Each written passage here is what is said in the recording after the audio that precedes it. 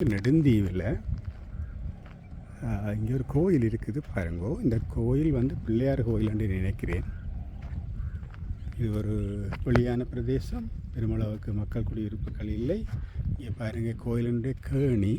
நான் நினைக்கிறேன் இது அண்மை காலத்திலே புனருத்தானம் செய்திருப்பார்கள் என்று சொல்லி மிகவும் அழகாக இருக்கின்றது. இதில் வந்து இந்த கோயிலுக்கு பின்னாலே வந்து ஆலை மரங்களா என்று நீங்கள் கேட்டால் எனக்கு பதில் தெரியாது.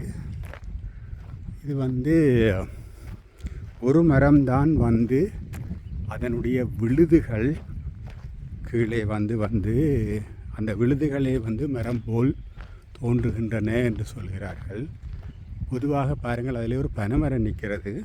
வளமையாக வந்து இந்த ஆலமரங்கள் வந்து அந்த விதை வந்து இந்த பனைமரத்தில் எங்கேயோ அடியிலையோ எங்கேயோ விழுந்து அந்த பனைமரத்தோடு சேர்ந்து வளர்வது பல இடங்களிலே காணக்கூடியதாக இருக்கும்.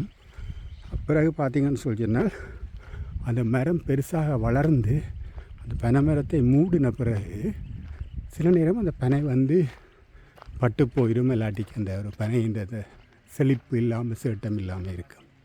இதில் பார்த்தால் இந்த தொடரில் ஒரு மரமாக 2 மரமாக ஒரிஜினல் என்று தெரியாது.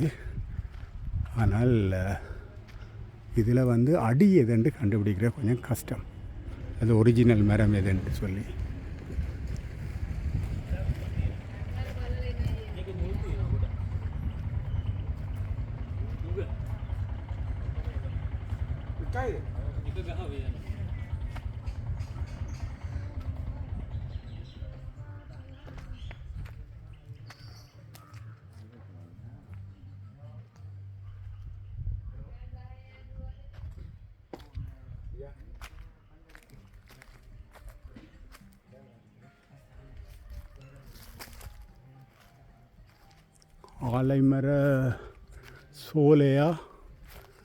ஆலைமர சோலை பாருங்கள் இத்தனை இடத்திலே நிற்கிறதென்று.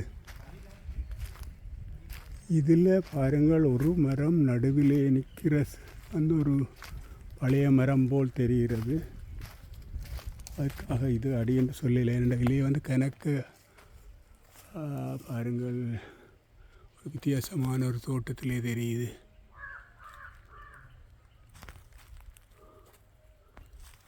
ஆலைமரத்தோப்பு.